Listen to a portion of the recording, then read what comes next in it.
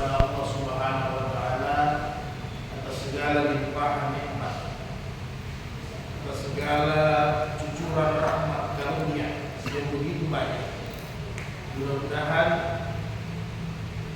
kita bisa menjadi hamba-hamba yang pandai bersyukur, hamba-hamba yang senantiasa bertakwa dekat dengan Allah Subhanahu wa taala. Kemudian tidak kalah pentingnya adalah jangan sampai terlupakan senantiasa kita mengirimkan salawat sebagai tanda kita cinta dan rindu kepada Nabi kita Sayyidina Muhammad Rasulullah Mustafa sallallahu alaihi wasallam. Mudah-mudahan di yaumil qiyamah nanti kita akan bersama beliau di dalam surga Allah Subhanahu wa taala. Amin ya rabbal alamin. Allahumma shalli wa sallim wa barik ala sayyidina Muhammad wa ala ali sayyidina Muhammad fil alamin innaka Hamidum Majid. Assalamu alayka ya Rasulullah, assalamu alayka ya Nabi Allah, assalamu alayka ya Habibullah, assalamu alayka ayyuhan nabiyyu wa rahmatullahi wa barakatuh.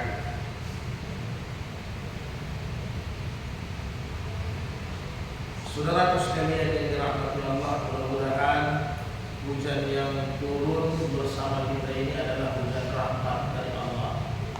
Karena dalam hadis-hadis sahih Rasulullah bersabda bahwa apabila hujan turun maka kalian ucapkanlah hazihi rahmatullah, karena memang hujan itu adalah rahmat. Kalau memang tidak bermanfaat untuk kita, mungkin ada makhluk-makhluk lain yang sangat-sangat membutuhkan air hujan. Jadi dengan cucuran hujan, ya mudah-mudahan begitu juga cucuran rahmat yang bisa kita dapatkan. Kita bersyukur lagi setelah melaksanakan salat maghrib berjamaah bersama imam, kita mendapatkan pahala 20 derajat. Kemudian kita mendapatkan lagi di hari kemudian ditambah dengan cahaya yang sempurna di hari kemudian. Karena salat di waktu gelap itu lebih ditinggikan lagi derajatnya. Di waktu malam itu lebih ditinggikan lagi derajatnya. Kemudian kita duduk lagi menunggu salat isya yang disebut dengan i'tikaf. Ini pahalanya besar. Wantazilis salah ila salah. Fadzalika ribat katanya. Salah satu amalan yang sangat tinggi adalah menunggu waktu salat kepada salat berikutnya dengan niat i'tikaf. Ini seperti ribat kata Nabi, ini seperti orang yang berjuang. Orang yang berjuang mempertahankan perbatasan-perbatasan, yang berjuang demi agama. Nah, ini luar biasa, ini pahalanya lebih iktikaf. Sehingga Imam Syafi'i mengatakan kalau mau tinggi pahalanya kita lihat iktikaf sama-sama. Nawaitul i'tikafa fi hadzal masjid maduktu fihi lillahi ta'ala. Kemudian kita duduk dalam majelis ilmu bahwa Rasulullah SAW bersabda dalam hadis-hadis sahih, tidaklah kita duduk dalam majelis ilmu kecuali Allah wa ghasiyatumur rahmah. Allah menurunkan rahmat untuk kita. Wa nunazzilus sakinah. Allah berikan kita ketenangan. Allah berikan kita ketenangan. Kemudian wa dzakara fi ma'inillah. Di dalam nama-nama kita ini Allah sebut di majelisnya para malaikat. Inilah hamba-hambaku yang dahulunya kalian menuduh mereka bertumpah darah, hanya menumpahkan darah, ternyata mereka juga bisa duduk dalam majelis-majelis ilmu, membesarkanku, mengingatku. Mudah-mudahan kita dapat pahala. Dan Rasul katakan, siapa yang man salaka tariqan bihi ilm, siapa yang senantiasa masuk ke dalam majelis ilmu, maka Allah akan mudahkan baginya sahalallahu tariqan fil jannah. Allah mudahkan dia untuk masuk ke dalam surga. Amin ya rabbal alamin. Saudara sekalian, pada Jumat yang lalu kita sudah sampai ke hadis 1027, ya, dalam kitab jinayat dalam bab dia. Hadis ke-1027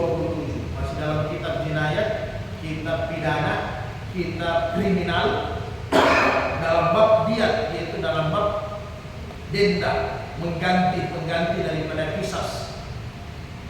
Tentunya dalam bab pidana ini telah kita bahas bersama bahwa dalam hukum Islam yang disebut dengan pidana itu membunuh pertama satu atau melukai, mencederai, merugikan orang lain. Maka dalam Islam ada namanya kisas. Kisas itu adalah dibalas dengan yang setimpal. Jadi kalau nyawa dibalas dengan nyawa, kemudian darah dibalas dengan darah, telinga dibalas dengan telinga, mata dibalas dengan mata, begitulah kira-kira. Nah, jadi artinya korban itu dari pihak yang benar. Jadi setelah ada penyelidikan bahwa memang pihak yang benar korban, maka harus dibayar dengan kisas. Nah, maka apabila ada keringanan, jadi kalau nyawa dibayar dengan nyawa boleh tidak kisas. Apabila keluarga korban itu memaafkan, maka itu yang disebut dengan dia, jadi mengganti denda. Nah, itulah aturan-aturan yang sudah kita bahas. Malam hari ini kita sambung lagi. Yang jelas aturannya dia itu yang lalu sudah kita sampaikan, ada namanya dia ringan, ada namanya dia berat. Jadi kalau dia ringan itu istilahnya pembunuhan memang yang tidak disengaja. Jadi dia tidak bisa kisas, bukan dimaafkan oleh keluarga korban, memang tidak bisa kisas karena memang tidak disengaja. Nah, kalau dia yang berat itu memang pembunuhan yang disengaja, ya. Tapi keluarga korban memaafkan sehingga harus ada bayar denda, tidak jadi dikisas, tidak jadi dibunuh. An Ibnu Abbas radhiyallahu anhu Nabi sallallahu alaihi wasallam qala hadhi wa hadhi sawa'u ya'ni hinsara wal ibhama rawahu Bukhari. Jadi kata Nabi, ini dengan ini itu sama diatnya. Maksudnya kata Nabi sampaikan bahwa jari kelingking atau ibu jari, kata Nabi hazi sawa'u itu sama. Samanya maksudnya apa? Bahwa apabila kita cederai orang, jarinya hilang satu, baik jari kelingking ataupun jari manis ataupun ibu jari, itu diatnya tetap sama, dendanya sama. Dendanya berapa? 10 ekor onta. Mas, dendanya 10 ekor onta. Nah, ya lumayan besar supaya ada efek jerak. Ya. Jadi ketika Anda hilangkan jari orang, baik jari apa saja, sehingga dalam hadis yang lain yang disampaikan oleh Abu Dawud Tirmizi, diyatul asabiya sawa'u wal asnanu sawa'u as-siniyatu wad darsu sawa'u. Wali Ibnu Hibban, diyatul asabiyul yadaini wa rujulaini sawa'u. Kaki dengan jari, kaki dengan tangan itu sama. Asratu minal ibli likulli isba'i, itu 10 ekor unta setiap jari. Nah, jadi dia 10 ekor unta itu, kalau nyawa kan sudah kita bahas 2 pekan lalu ya. Nyawa itu diatnya 100 ekor unta. Nah, kemudian kalau dia memang pembunuhan dengan sengaja, 100 ekor unta itu diatur. Ya, diatur 30 ekor onta 3 tahun, 30 ekor onta 4 tahun, ya. Kemudian 40 ekor onta yang hamil, yang ada anaknya di dalam perut, itu namanya dia berat. Ya. Nah, kalau jari, kalau seandainya kita tidak mau bayar, berarti harus dikisas. Boleh tidak bayar onta 10 ekor, tapi Anda punya jari harus dipotong juga, sebagaimana Anda cederai orang. Jadi kalau dimaafkan, Anda harus bayar dia 10 ekor onta. Jadi mau jari kaki yang hilang, mau jari tangan, Nabi bilang sama. Demikian juga mau telinga, kemudian mau gigi. Gigi ini sama. Mau gigi depan, gigi geraham, gigi taring, gigi belakang. Kalau satu gigi hilang, satu gigi mas, itu 10 ekor satu gigi. Satu gigi 5 ekor onta. Ya. Satu gigi 5 ekor onta. Jadi kalau kita hantam orang, jatuh 3 berarti 15 ekor unta. Lihat. Kalau Anda tidak membayar dia berarti Anda punya gigi bagi sejadah. Gitu ya.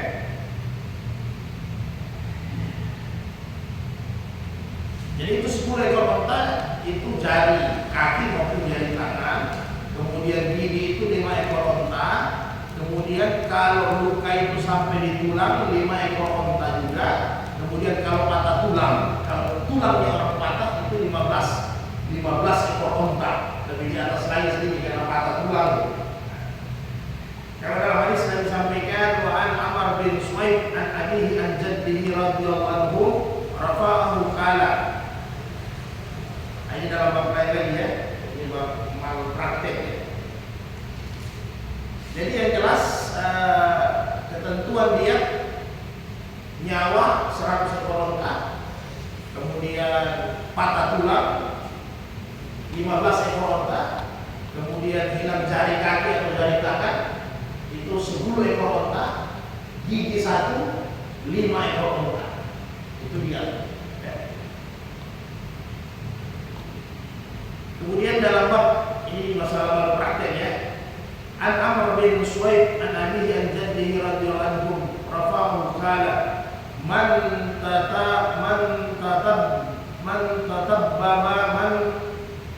tatabbab wa lam yakun mittibi ma'rufan fa asaba nafsan fama dunaha fa huwa dhaminun.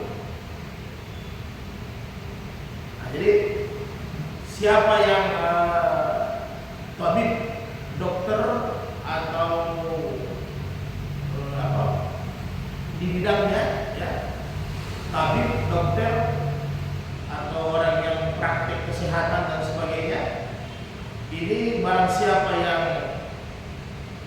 buat praktek kesehatan dia mengaku bahwa dia ahli walam bitibbi ma'rufan, padahal dia tidak ahli ya, padahal dia tidak ahli sebenarnya. Fa'asaba nafsan, kemudian dia menghilangkan nyawa. Menghilangkan nyawa fama dunaha, atau lebih ringan daripada itu. Artinya sakitnya orang bertambah. Dia tidak meninggal tapi sakitnya orang bertambah. Maka kata Nabi fahuwa dhaminun, maka dia harus bertanggung jawab atas kerugian. Jadi tidak sembarang ya. Dia harus bertanggung jawab dalam kerugian. Jadi penjelasan para ulama ini ada diatnya. Jadi kalau ada orang memang tidak ahli dia mengaku ahli, ya, dia mengaku ahli berarti dia membunuh. Ya, ya memang bukan bidangnya. Berarti dia ada unsur kesengajaan untuk membunuh itu pasien. Ya. Karena dia bukan ahli ya. Bagaimana kalau dia memang ahli? Ya, kalau dia ahli, kemudian setelah dirawat dengan bagus, sudah sesuai dengan aturannya, kemudian pasien itu meninggal, itu lepas. Karena itu bukan kesanggupan manusia. Ya, artinya sudah dirawat dengan bagus, sudah sesuai prosedurnya, obat-obatnya juga tidak salah, berarti tidak ada kesalahan. Itu tidak ada tanggung jawab, karena memang yang kerja ini yang ahli. Ya, bagaimana seandainya kalau yang ahli lalai? Ya, yang ahli lalai. Ini model-model malpraktek ini kan banyak bentuknya. Yang ahli ini lalai. Sebenarnya sudah betul. Prosedurnya sudah bagus, hanya obatnya salah kasih. Ya ini bukan hanya dokter saja, bisa jadi perawat. Ya. Ini orang sakitnya jantung dikasih obat ginjal, karena kesalahan. Atau sementara operasi karena lalai, ada ketinggalan alat-alat operasi di dalam perutnya pasien. Ini kelalaian, ini bayar dia sebenarnya. Ini bayar dia 1/3 dari dia membunuh, berarti berapa? Jadi kalau 1/3 sekitar 30-an ekor. Walaupun dia ahli tapi dia sengaja. Kalau seandainya dia tidak ahli, ya, memang dia tidak ahli berarti dia sengaja untuk membunuh orang. Ini kisah. Karena memang dia sengaja, berarti kalau dimaafkan sama keluarga korban dia bayar dia berat. Yang 100 ekor itu 40 ekornya harus onta yang ahli.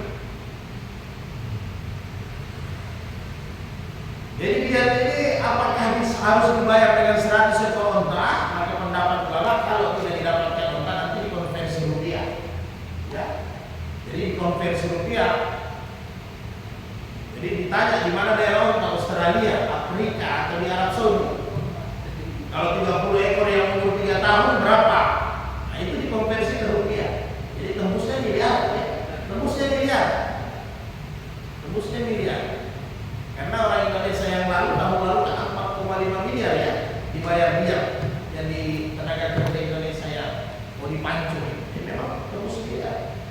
Jadi ini akan bertambah terus karena tidak ada harga barang itu mau turun. Cerita mati, ya. Siapapun presidennya tidak mungkin harga barang mau turun. Karena itu sudah kehidupan. Akan naik terus harga barang. Kalau mau turun dia mau kiamat itu. Tidak mungkin turun kan? Pasti naik terus. Nah, jadi begini juga, jadi lumayan besar. Jadi sepertiga dia kalau kelalaian. Dia ahli, dan dia lalai. Jadi kelalaiannya itu yang bayar dia. Jadi memang biasanya kan kalau orang di rumah sakit kan satu paket kan? Itu satu paket dari pemeriksa darahnya, ya. Kemudian dari dokter ahlinya, dari perawatnya itu penting juga karena dia yang turun langsung untuk memberikan obat-obatan. Jadi kalau sakit, salah obat, wah fatal. Ini orang jatuh. Jadi karena ini kalau semua sakit ya, jadi hati-hati. Jadi profesi itu profesi mulia tapi punya tanggung jawab yang luar biasa. Jadi tidak sembarangan, tanggung jawabnya berat. Kemudian dari Amr bin Sulaim kita adalah Nabi sallallahu kan fil mawadi'a hamsun minal ibli, tulang yang tampak apabila luka itu tulang kelihatan itu 5 ekor onta lihatnya. Rawahu Ahmad wal arba'ah wa zada Ahmad wal asabi'u sawahu. Jari-jari masing-masing kulluhunna asyurun minal ibli.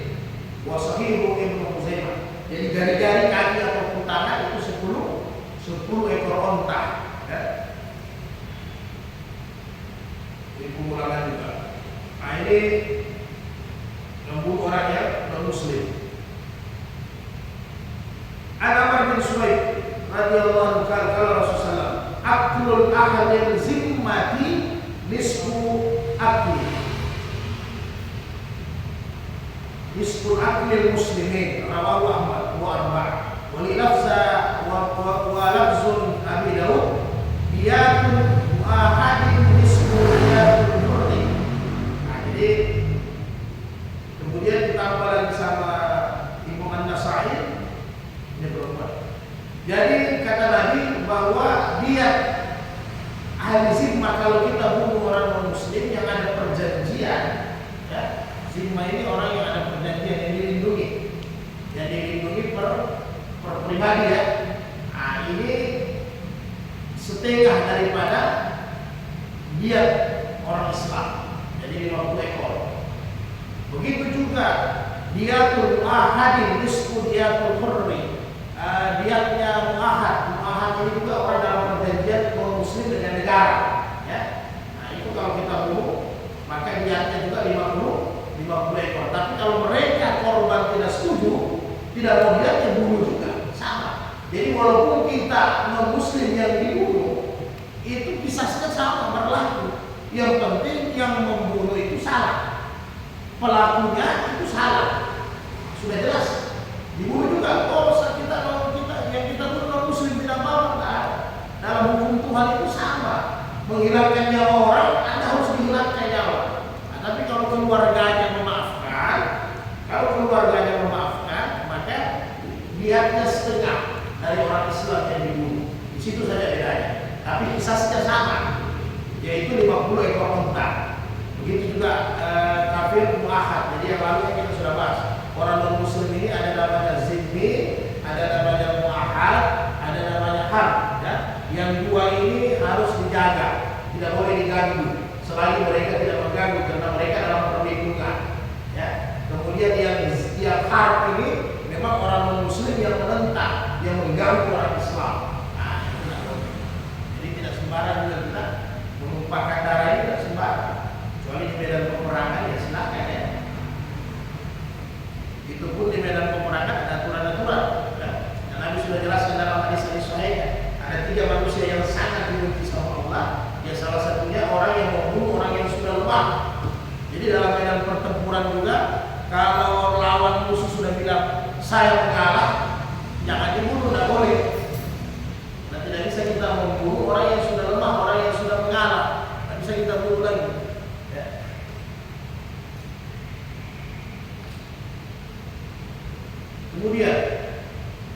Walin Nasa'i untuk perempuan. Aklul mar'ati mislu aklir rajuli hatta yabluga sulusa min liyatiha wa sahihu Ibnu Huzaimah. Begitu juga perempuan, diamnya setengah sampai sepertiga. Jadi setengah sampai sepertiga dari dia laki-laki. Jadi kalau ada orang bunuh korbannya perempuan, kemudian keluarganya memaafkan untuk tidak dikisas, maka diamnya setengah sampai sepertiga. Jadi tinggal lobby lah ya. Jadi ada opsi kalau memang bisa di lobby ya bisa sampai sepertiga. Itu batasan dia. Sepertiga juga lumayan, 35 ekor unta. Jadi berkisar unta itu ya 30 sampai 50 juta per ekor kali saja. Ya. Jangan coba-coba menghilangkan nyawa orang, menzalimi orang.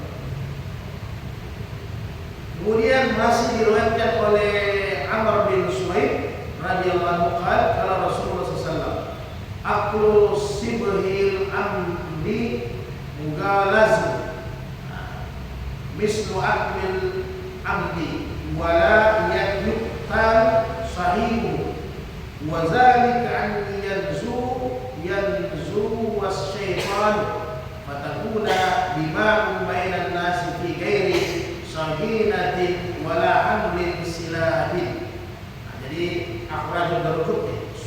Jadi begini, kata Rasulullah SAW bahwa dia seperti disengaja itu sama dengan mughalazah, berat.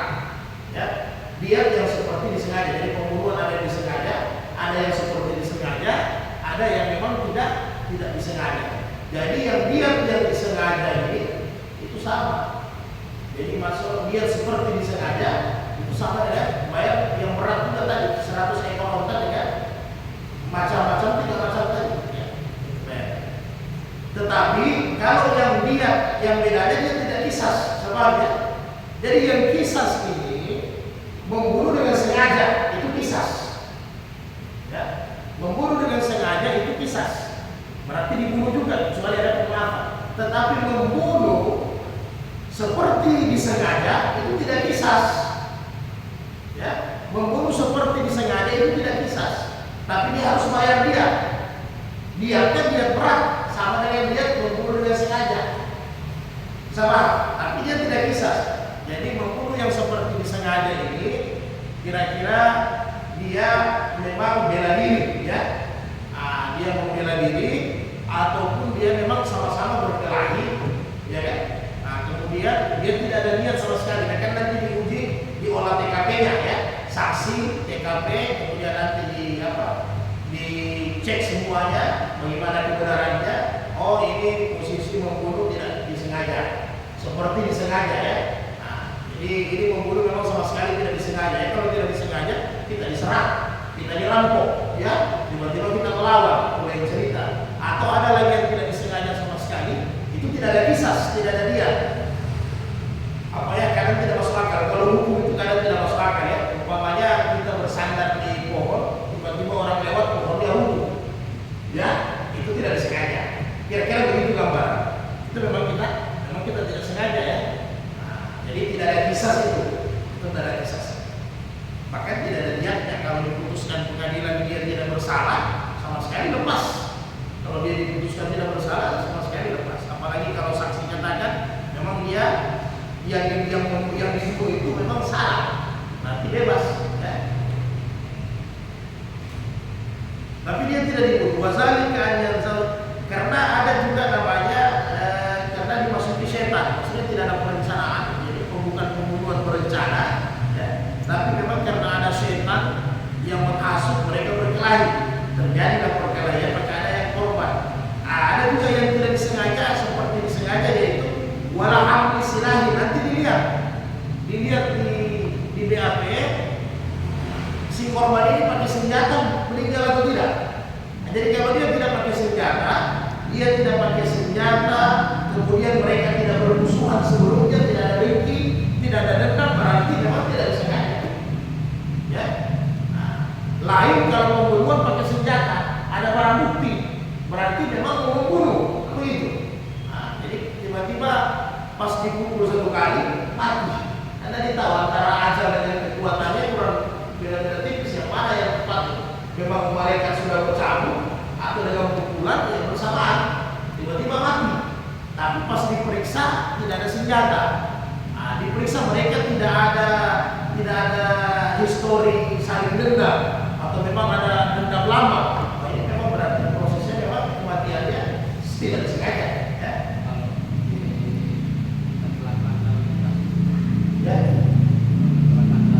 Ya sama lalu lintas maksudnya. Kalau tabrakan tunggal kan tidak dibahas.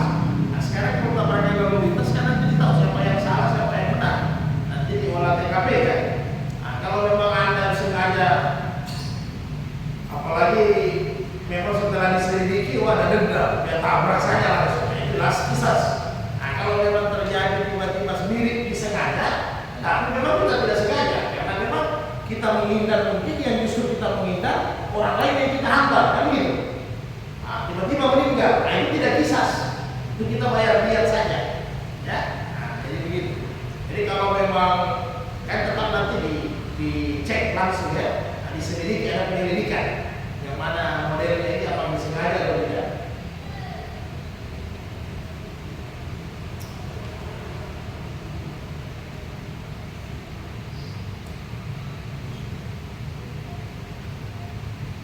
Kemudian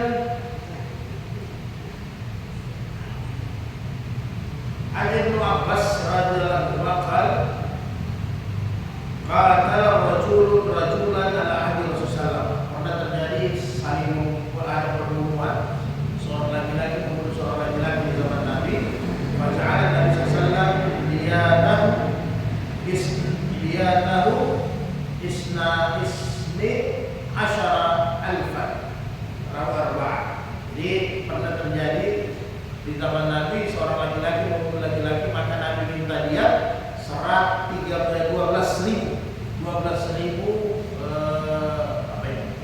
dirham emas ya. Nah, 12.000 dirham emas. Jadi sebagian ulama hadis mengatakan bahwa hadis ini lebih lemah dibandingkan hadis yang 100 ekor onta. Ya, jadi dia tidak bisa jadi opsi.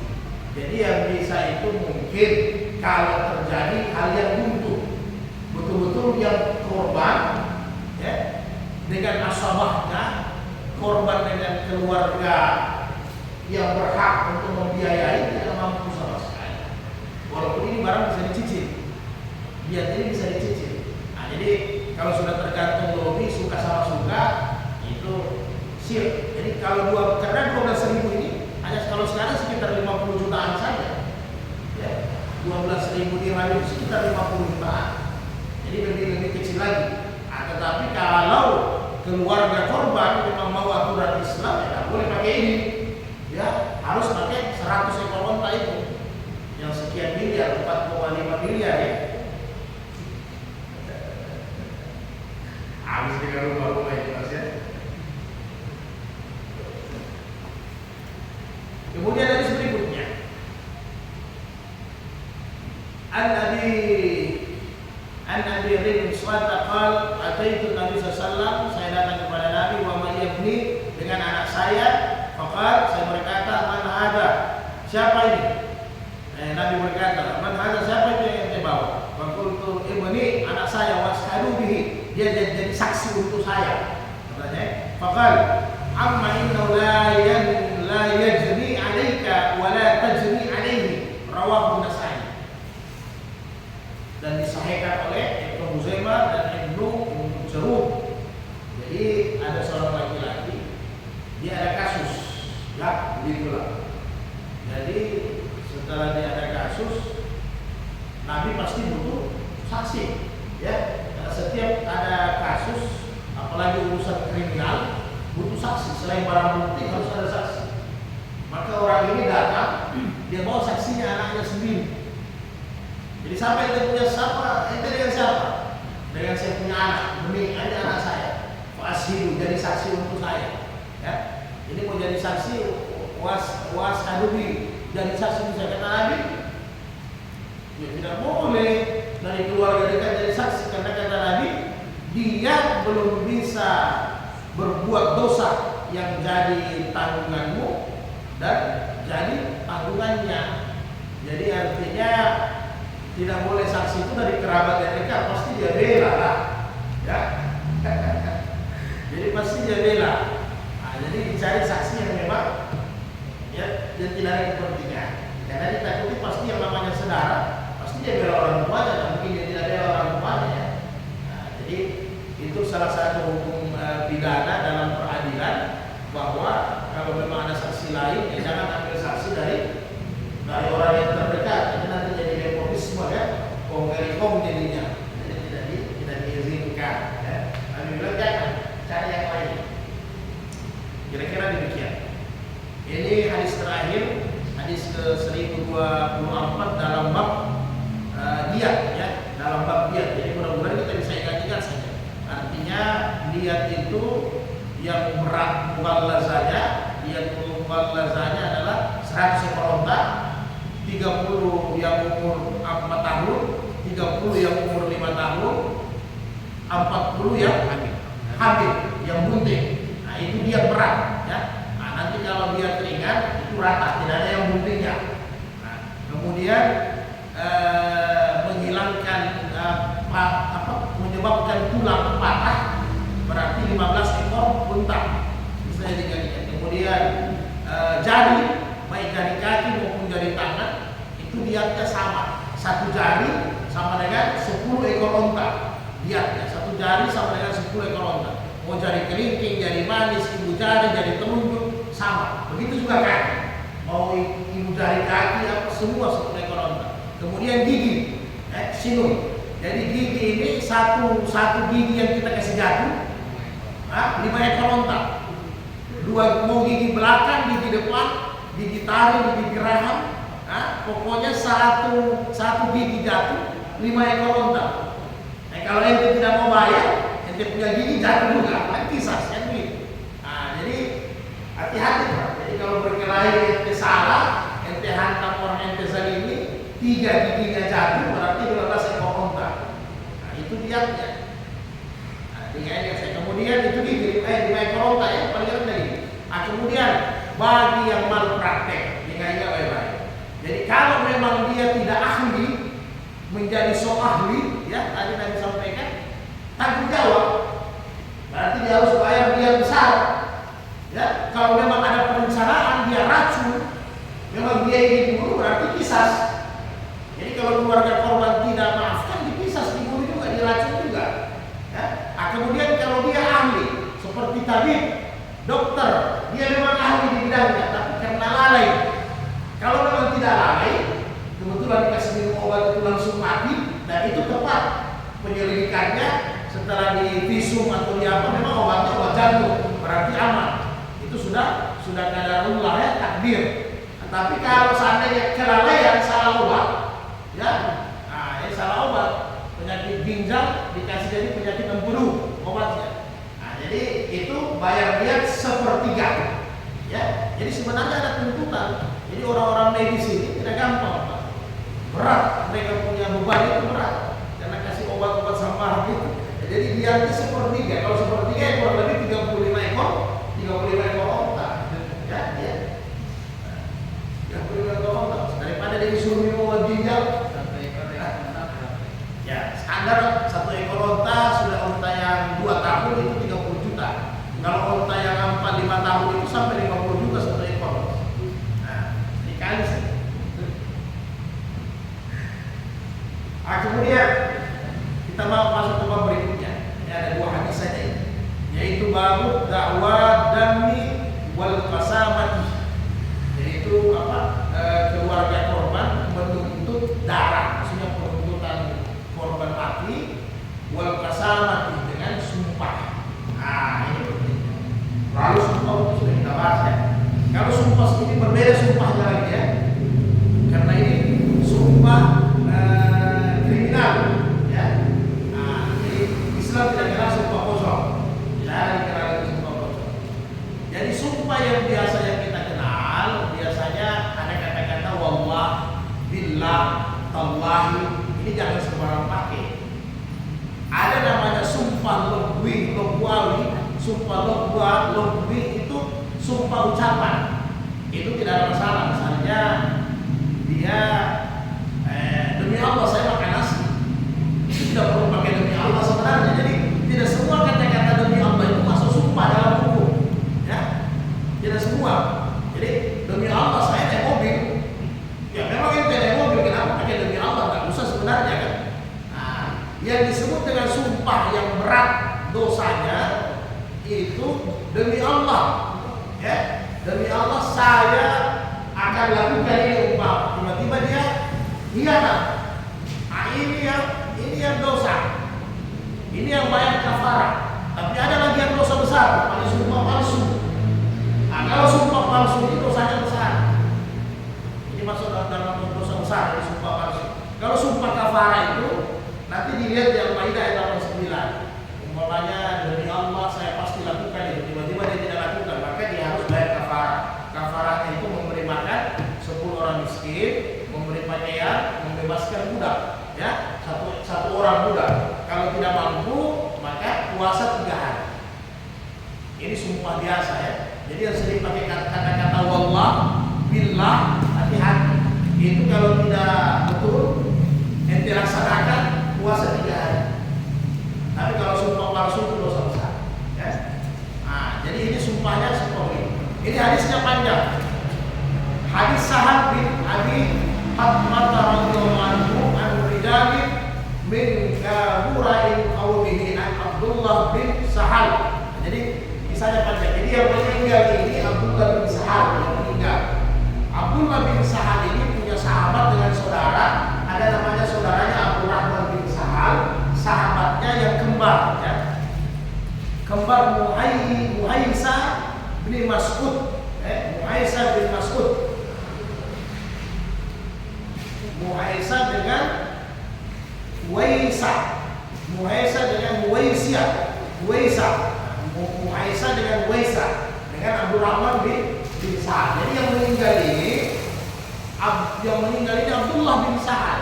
Tiba-tiba jasadnya, ya, jasadnya didapat di perkampungan orang Yahudi, ya kan? Otomatis saudaranya tuduh orang Yahudi, kan begitu. Jadi kalau tiba-tiba ada kita dapat jenazah saudara kita di depan rumahnya orang, pasti kita analis, oh ente yang bunuh saya punya saudara, begitu kira-kira. Nah, maka mereka datang kepada Nabi, ya, datang kepada Nabi mengadu.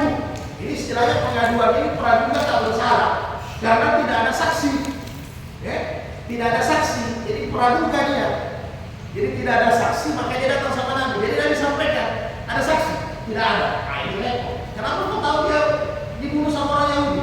Dia meninggal di tempat orang Yahudi. Wah, Nabi bilang kalau tidak ada saksi tidak bisa saja orang lain yang bunuh, nanti dia dibuang di tempat orang lain, kan begitu, sembunyi tangannya. Nah, jadi tidak bisa. Nabi bilang tidak bisa. Jadi terpaksa Nabi surati orang Yahudi. Nabi surati. Kemudian Nabi bertanya, apakah anda yang membunuh Abdullah bin Sa'ad? Orang Yahudi tadi membalas itu surat. Saya tidak membunuh, kami tidak membunuh dia. Jadi ini barang buntu, ya. Ini barang buntu. Sama-sama dia punya kesaksian tidak kuat. Yang satu juga memang mengaku tidak. Maka inilah yang dimaksud dengan kasamatin, sumpah, dipakailah sumpah sama Nabi. Ini agak berat, Pak. Kalau sama Nabi agak berat. Kalau sama hakim kita masih berani-berani, ya. Sama tuh hakimnya tidak sembahyang. Nah, ini kalau sama Nabi berat. Jadi Nabi kasih sumpah. Jadi begini kata Nabi, kira-kira kau mau sumpah 50 kali, ya? Nabi sumpah 50 kali. Demi Allah si fulan yang bunuh, demi Allah si fulan yang bunuh, demi Allah si fulan. Kau mau sumpah 50 kali kalau kau yakin dia yang bunuh? Ini saat ini saudaranya Abdurrahman bin Sa'ad bilang, woi, saya tidak mau. Ya, karena kalau sumpah terakhir di ujung nanti 49 ke 50 nanti ada perkataan. Jadi itu pada perkataan apa perkataannya? Kalau seandainya tuduhan saya salah, ya, maka laknat Allah untuk saya. Ini kurang hebat. Jadi ditawarkan sama Nabi, siap. Ini hanya orang sekarang pakai ini seperti sumpah kosong. Sekarang juga begini maksudnya. Nah, jadi mau tidak? Ini sahabat tidak mau. Karena dia pikir dia ragu-ragu juga kan, tidak penting. Akhirnya dipanggil ini orang Yahudi. Kira-kira ente mau disumpah 50 kali? Ya, sama. Bahwa saya tidak membunuh si fulan, saya tidak membunuh si fulan. Apabila saya membunuh si fulan, maka saya dilaknat oleh Allah. Kira-kira begitu ya. Nah, jadi ujung-ujungnya ini orang Yahudi, ya, bilang saya juga tidak mau. Sama-sama tidak mau cerita. Yang lucunya, kalau sudah begini kejadiannya, ya, akhirnya dalam hadis ini dijelaskan, laisu fawada'a Rasulullah sallallahu alaihi wasallam min indihi wa ba'asa ilaihim mi'atan nafatin. Qala Sahal falakat rakadni minha naqatun hamra'u mutafaqun alaih. Jadi karena tidak ada yang mau, ya, ini peradilan tidak disambung. Karena yang menuduh tidak yakin. Ya, yang menuduh tidak yakin. Maka Nabi mengirimkan 100 ekor onta sebagai diat kepada keluarga yang Sahal, kepada keluarga Abdullah bin Sahal. Bahkan kakaknya tadi Abdurrahman yang menuntut, dia bilang dibagi-bagi ini onta 100, saya dapat 1 onta yang besar berwarna merah. Jadi artinya begini, ketika tidak sudah ada korban dibawa kepada pemerintah penguasa, tidak terjadi apa-apa penguasa yang selesaikan. Coba. Nah, atau begini kasusnya, sumpah ini. Si A berani bersumpah, ya kan? Si B juga berani bersumpah, berarti hilang kasus juga. Sama, hilang kasus. Karena sama-sama berani. Tadi sama-sama tidak berani. Nah, sama-sama berani juga hilang kasus. Si A menuduh si B, dia siap bersumpah 50 kali. Si B juga dituduh, dia juga siap bersumpah 50 kali. Kalau dua-dua siap, berarti tidak ada kasus, selesai. Berarti pasti tidak ada pelakunya. Maka negara yang berundang. Jadi tidak gampang juga jadi pemimpin, Pak ya. Jadi Nabi, ya, Nabi itu kita lihat hidupnya sederhana. Tidurnya bukan di kasur, Pak. Daun-daun korma dibungkus di kain koni. Kalau Nabi bangun kelihatan, tapi ketika terjadi permasalahan umat, 100 ekor unta, Nabi bisa eksekusi. Luar biasa, Pak ya. Jadi kemiskinan Nabi ini kemiskinan yang membingungkan. Kenapa? Ketika Nabi di hari korban, kata Ali, saya pernah potong korbannya Nabi 100 ekor ganam, 100 ekor kibas, ya. 100 ekor kambing pernah saya potong, kambingnya Nabi waktu korban, ya. Tapi pernah Nabi 40 hari, 40 malam dapurnya tidak berasa. Bahkan pernah Nabi perutnya diikat dengan batu untuk menahan lapar. Kalau kita kan dipegang batu untuk tahan berak, karena kekenyangan ya. Sugestinya kalau itu ya. Terbalik dengan Nabi. Terbalik dengan Nabi. Ini Nabi taruh batu di perut karena lapar. Sekarang kita tidak, terlalu kenyang, mau tahan berak. Kenapa itu mau berak? Tidak bisa pegang di batu. Dipegang batu. Padahal sugesti ya. Padahal sugesti. Nah, jadi luar biasa Rasulullah ya. Ketika istrinya bahkan minta untuk nafkahnya ditambah, ya, Rasul tidak bersenang, bukan tidak mau menyenangkan istrinya, tidak. Tapi Rasulullah takut dengan kesenangan nanti mereka lalai, ya, karena mereka ini contoh-contoh. Jadi kalau kita yang jadi contoh saja tidak kuat, bagaimana yang mencontohi? Itulah standarnya. Luar biasa Rasulullah ya. Jadi ketika tidak ada solusi, keluarga korban minta tuntutan, tidak ada bukti, ya. Tidak ada bukti, tidak ada saksi, terpaksa negara yang bayar korban. Rasulullah yang bayar. Bahkan yang menuntut itu dia bilang, saya dapat warna merah besar dia. Senang, selesai. Itu yang maksudnya penuntutan darah dan sumpah. Jadi kalau terjadi begitu, tidak ada bukti, tidak ada saksi, memang ujung-ujungnya sumpah. Tapi jangan dimain-main, Pak ya. Kalau sekarang kan orang bebas bersumpah. Kalau dia mau pergi di pengadilan, mau bilang A, dirubah jadi B, dia bilang gampang, tidak usah ambil air wudhu katanya, ya? Tidak usah ambil wudhu, nanti disumpah dengan Quran, selesai, kan tidak sah juga katanya. Padahal tadi kita punya saksi palsu itu sampai di akhirat kita tahu, ya? Apalagi kalau yang kita jadikan saksi palsu, yang tertuduh itu, ya, korban itu adalah dibilang bersalah. Dia yang korban masuk penjara. Luar biasa kita punya dosa, ya. Nah, tapi di dunia politik biasa itu, biasa ya. Saya pikir demikian. Ada masalah silakan.